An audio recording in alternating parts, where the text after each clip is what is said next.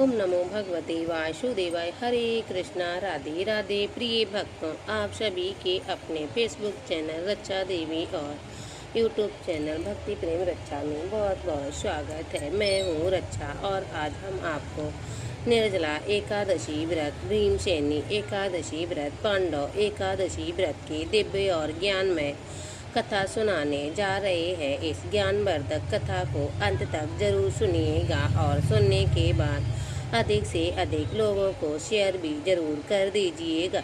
द्वितीय जेठ मास के शुक्ल पक्ष की एकादशी को निर्जला एकादशी, भीमसेनी एकादशी, पांडव एकादशी के नाम से जाना जाता है। इस बार वर्ष 2026 में निर्जला एकादशी व्रत की तिथि प्रारंभ हो गई है। 24 जून 2026 बुधवार को शाम 6:13 से वहीं एकादशी तिथि का समापन होगा 25 जून 2026 गुरुवार की रात को 8:10 पर। अतः सूर्योदय व्यापनी द्वादशी युक्त शुद्ध हरिवासर जो निर्जला एकादशी का व्रत रहेगा वह 25 जून 2026 गुरुवार के दिन रहेगा। अतः सभी भक्तजनों, माताओं, बहनों, वैष्णवजनों को, सभी संप्रदाय को मानने वालों को एकादशी का व्रत, निर्जला एकादशी का व्रत केवल और केवल 25 जून 2026 दिन गुरुवार के ही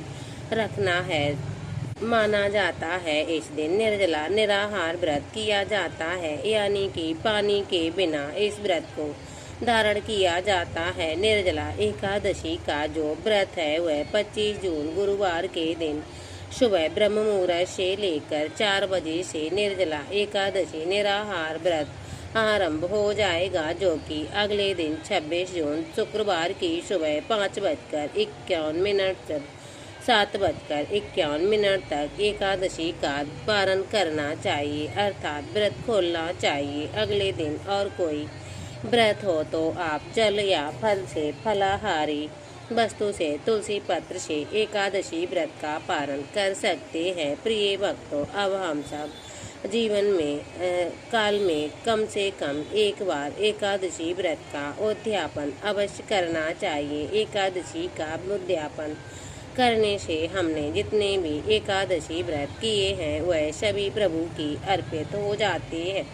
आप वे भगवान श्री हरि विष्णु का नाम लेकर एकादशी व्रत को आरंभ करें और एकादशी का व्रत करने से मनुष्य को कई जन्मों के पाप और ताप नष्ट हो जाते हैं तथा उनके पुण्य का उदय हो जाता है। और जब मनुष्य के जन्म जन्मांतर के पाप नष्ट हो जाते हैं तभी उन्हें सांसारिक और भौतिक सुखों की प्राप्ति हो जाती है। प्रिय भक्तों, और हम सब सुनेंगे निर्जला निराहार एकादशी व्रत का संकल्प लें और मस्तक पर तिलक लगाएं, क्योंकि देवो भूता देवं यजते। हम सब भगवान की पूजन अर्चन करते हैं, सेवा करते हैं, आराधना करते हैं, तो हमको अपने शरीर को तन और मन से पवित्र, सुगंधित, सुव्यवस्थित बनाकर ही प्रभु की सेवा अर्चना करनी चाहिए और अच्छी प्रकार से निर्जल निराहार रहकर एकादशी व्रत प्रभु का पूजन अर्चन करें और ठाकुर जी को नए वस्त्र धारण कराएं और अच्छी प्रकार से श्रृंगार करें और यदि संभव हो तो एक चौकी के ऊपर पीला आसन बिछाकर मध्य में भगवान लक्ष्मी नारायण या राधा कृष्णा या लड्डू गोपाल जी का या सालिग्राम भगवान की स्थापना करें और उनके हाथ में एक मुट्ठी मिट्टी का कलश रखें, स्थापना करें। उनके ऊपर एक खरबूजा जो फल आता है उसको स्थापित करें और भगवान गौरी, गणेश और लक्ष्मी नारायण जी का पूजन अर्चन कर कलश का पूजन करें। ब्राह्मण देवता के मुख से कथा का श्रवण करें, भगवान की आरती करें और ब्राह्मण देवता को यथाशक्ति निर्मित दान दक्षिणा प्रदान करें और कलश भी ब्राह्मण देवता को दान करने का विधान की बताया गया है। एकादशी व्रत का संकल्प ब्रह्म मुहूर्त में धारण करना चाहिए। संकल्प करने की कार्य सिद्धि होती है। संकल्प करने से हमारा जो भी काम है, मनोरथ है, इच्छा है, वो सफल हो जाती है। यदि आप किसी कामना को लेकर, किसी इच्छा को लेकर एकादशी व्रत का पालन करने हैं तो भगवान से अवश्य कहें, और निष्काम भाव से व्रत करने हैं तो कामना के लिए किया जाने वाला निष्काम बन जाता है। दोनों परिस्थिति में आपको संकल्प धारण करना चाहिए। संकल्प धारण करने के लिए अपने भुजा को देवी स्थान में या अपने घर के मंदिर में पूर्व दिशा की ओर मुंह करके उत्तर दिशा की तरफ मुंह करके सामने शुद्ध घी या तिल के तेल का दीपक प्रज्वलित करें और पूजा की थाली में पीले पुष्प, अक्षत और स्थान तिल रखकर तुलसी जी का पत्ता रखें, सुपारी रखें, कुछ पैसे रखें और संकल्प आरंभ करें। हाथ की मुद्रा में रखकर सुपारी, जल, पुष्प रखें और पैसा रखें, पीला पुष्प रखें। तुलसी जी के 3 बार बोलिएगा, ओम विष्णुवे नमः, ओम विष्णुवे नमः, ओम विष्णुवे नमः। हे भगवान विष्णु, मैं निर्जला निराहार रहकर व्रत करूंगी और आप मेरा व्रत पूर्ण करना। ओम नमो भगवते वासुदेवाय। हरे कृष्णा, राधे राधे। भगवान विष्णु का जाप करें। इस प्रकार प्रभु संकल्प को समर्पित करने के बाद आप व्रत आरंभ करें, क्योंकि निर्जला एकादशी के दिन जल भी नहीं पिया जाता है। बिना जल के ये व्रत धारण किया जाता है। इसका नाम ही निर्जला एकादशी है। तो इसमें जल, फल, अन्न सभी का त्याग करते हुए इस व्रत को धारण किया जाता है। लेकिन यदि आपका शरीर शांत देता है तो आपको इतना सामर्थ्य नहीं है तो निर्जला व्रत धारण कर सकें और आप समय फलाहार करके व्रत को धारण कर सकते हैं। इसमें कोई दोष नहीं लगेगा। सूर्य भगवान को अर्घ प्रदान करें, माता पिता को प्रणाम करें, पूज्य देव पुरुषों को, गुरुजनों को नमन करें, तुलसी जी का पूजन करें, तुलसी जी में जल अर्पण करें, गौ माता का पूजन करें और फलाहारी वस्तु खिलाएं। इस दिन निर्जला निराहार रहकर व्रत आपको धारण करना चाहिए। यदि फलाहार आप ग्रहण करते हैं तो अन्य एकादशियों में आप फलाहार लेते हैं वैसे ले सकते हैं, और जब आचमन करते हैं तो उस जल को अपने मुख में जाएगा तो उसका कोई दोष नहीं लगेगा, क्योंकि आचमन करने से जो जल होता है उसको ग्रहण करने से कोई दोष नहीं लगता। और एकादशी के दिन सूर्यास्त के बाद भी मीठा जल पीने का विधान बतलाया गया है, लेकिन यदि आपका शरीर साथ दे तो उस विधि के करें, अन्यथा सूर्यास्त के बाद शाम को यानी 6 जून को आप मीठा दूध पी सकते हैं। आप एकादशी व्रत पालन कर सकते हैं।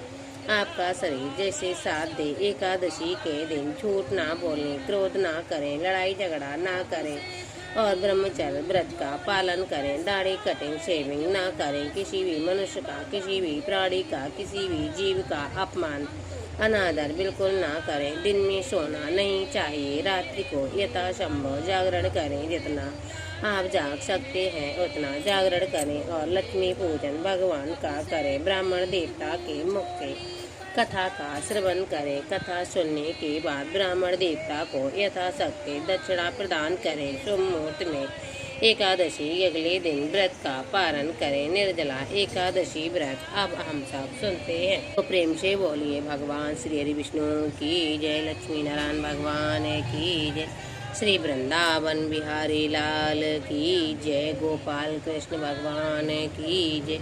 गुरुर ब्रह्मा गुरुर विष्णु गुरुर्देवो महेश्वरा, गुरु साक्षात् परब्रह्म तमसे श्री गुरुवे नमः। श्री अखंड मंगलाकारं व्याप्तं यं चरणाचरणं तनन्तदस्यं तमसे श्री गुरुवे नमः।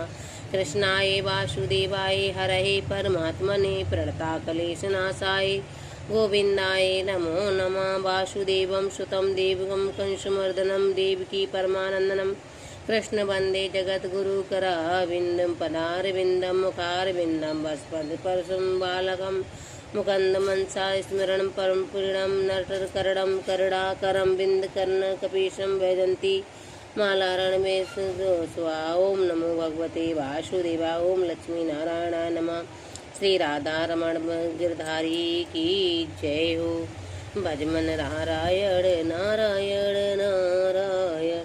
जय जय श्री राधा रमण, जय जय नवल किशोर। जय गोपी चित चोर प्रभु, जय जय माखन चोर। मात मेरी श्री राधिका, पिता मेरे घनश्याम, इन दोनों के चरणन में मेरा बारंबार प्रणाम, मेरा बारंबार प्रणाम, मेरा बारंबार प्रणाम। मोहिनी मूरत श्याम की, वो मन रही समाए, जो मेहंदी के पात पे लाली रही समाए। धन यौवन एक दिन उड़ जाएंगे, जैसे उड़े कपूर। मन मूरख तुम राम भजो, क्यों चाटे जगह दूर। राम कृष्ण दो एक हैं, अंतर नहीं निमेष। इनके मन तन पवित्र सेवा किए, मन पवित्र कर दान।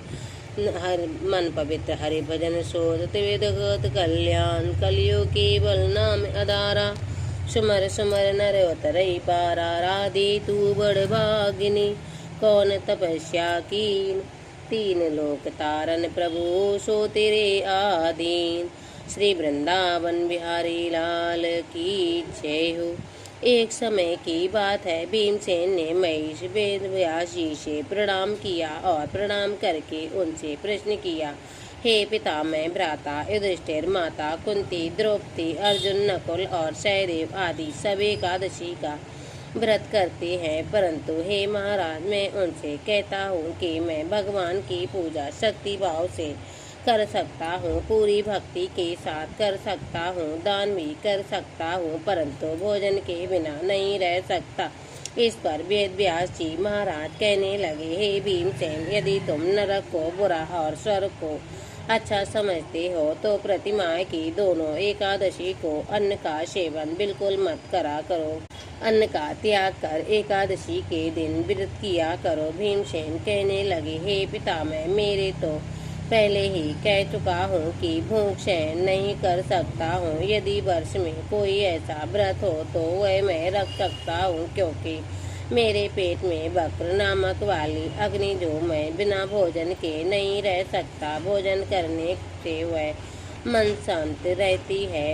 इसीलिए पूरा उपवास तो क्या, एक समय भी बिना भोजन के रहना मेरे लिए कठिन होगा। अतः आप मुझे ऐसा व्रत बतलाइए जो वर्ष में केवल एक बार ही करना पड़े और मुझे स्वर्ग की प्राप्ति हो जाए। वेद व्यास जी महाराज कहने लगे, पुत्र, बड़े बड़े ऋषियों ने बहुत शास्त्र आदि बनाए, जिनमें बिना धन के थोड़े परिश्रम से ही स्वर्ग की प्राप्ति हो जाती। इसीलिए शास्त्रों में दोनों पक्षों की एकादशी का व्रत मुक्ति के लिए रखा जाता है। वेद व्यास जी आगे वचन सुनकर भीमसेन नरक में जाने के भय से भयभीत हो गए और कांप कर कहने लगे, अब मैं क्या करूं? मास में 2 व्रत मैं नहीं कर सकता। हाँ, वर्ष में एक व्रत अवश्य करने का प्रयत्न करूंगा। अतः पूरे साल में एक दिन व्रत करने के लिए मेरी मुक्ति हो जाए तो ऐसा व्रत मुझे बतलाइए। ये सुनकर श्री वेद व्यास जी महाराज कहने लगे, वृषभ और मिथुन संक्रांति के बीच में जो जेठ माह की शुक्ल पक्ष की एकादशी आती है, उनका नाम है निर्जला एकादशी। तुम उस एकादशी का व्रत करो। इस एकादशी के व्रत में स्नान से आचमन के सिवा जल वर्जित माना जाता है। आचमन में 6 माह से अधिक जल नहीं होना चाहिए, यथा वह मद्रापान के समान माना जाता है। इस दिन भोजन नहीं करना चाहिए, क्योंकि भोजन करने से व्रत नष्ट हो जाता। यदि एकादशी को सूर्योदय से लेकर द्वादशी के सूर्योदय तक जल ग्रहण न करें तो सारी एकादशी का, पूरे साल की 26 एकादशी का पुण्य प्राप्त हो जाता है। द्वादशी तिथि को सूर्योदय से पहले उठकर स्नान आदि से निर्भीत होकर ब्राह्मणों को दान दक्षिणा देकर, इसके पश्चात भूखे को सत्पाक भोजन ब्राह्मण देवता को कराकर स्वयं भोजन कर लेना चाहिए। फलस्वरूप 1 वर्ष की संपूर्ण एकादशी का व्रत हो जाता है।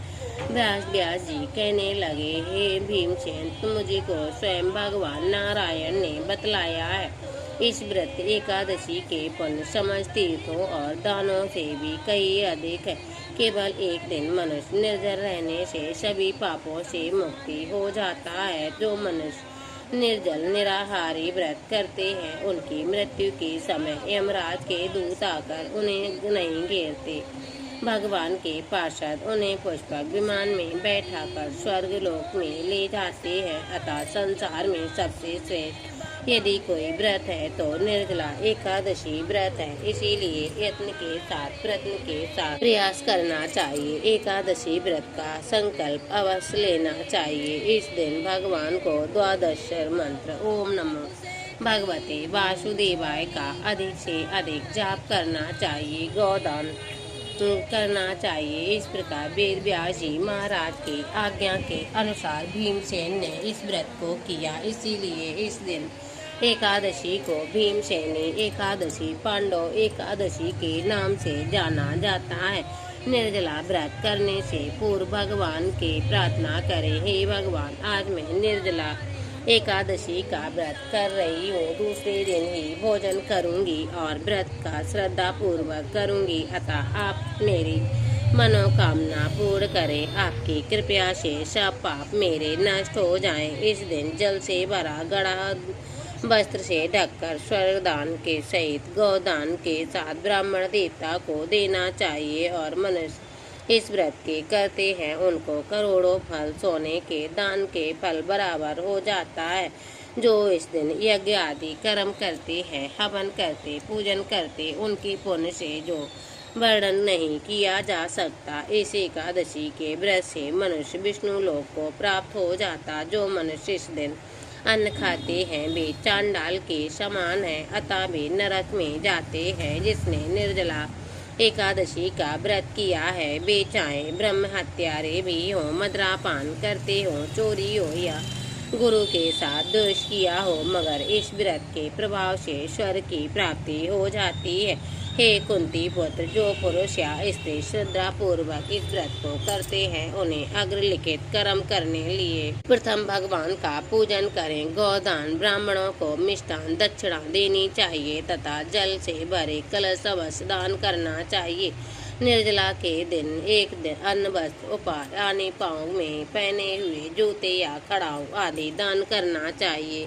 जो मनुष्य भक्ति पूर्वक इस कथा को पढ़ते अथवा सुनते हैं उन्हें निश्चय ही स्वर्ग की प्राप्ति हो जाती है। वेद व्यास जी आगे कहने लगे, हे भीमसेन, ये एकादशी बहुत ही पुण्यदायक एकादशी है और इस एकादशी का व्रत करने से निश्चय ही तुम्हारे जीवन के पाप नष्ट हो जाएंगे और कष्ट दूर हो जाएंगे, संकट दूर हो जाएंगे। हम सब इसमें किसी भी प्रकार की कोई संशय नहीं है। अतः भगवान के पार्षद भगवान के दूत आकर के तुमको स्वर्गलोक में ले जाएंगे, भगवान के परम धाम को ले जाएंगे। इस प्रकार वेद व्यास जी महाराज की आज्ञा के अनुसार भीमसेन ने इस व्रत को किया। इसीलिए इस दिन एकादशी, पांडव एकादशी, भीमसेनी एकादशी व्रत को हम सब जानते हैं। इस प्रकार निर्जला एकादशी व्रत जो कोई मनुष्य श्रद्धा पूर्वक करता है, कथा पढ़ता है, उसकी हर मनोकामना पूर्ण होती है। उसे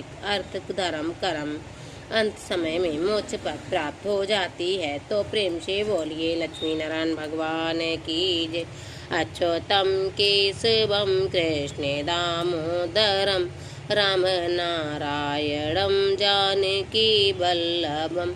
अच्युतं केशवं राम नारायणं कृष्ण दामोदरं वासुदेवं हरे श्रीधरं माधवं गोपिका वल्लभं श्रीजानकी नायकं श्रीरामचन्द्रं भजे। जानकी मनोहरं सर्वलोकनायकं श्रीशङ्खनाद सेवितं पुण्यनाम कीर्तं श्रीराम राम राम राम रामतायकं रामकृष्ण वासुदेवा भक्ति मुक्तिदायकं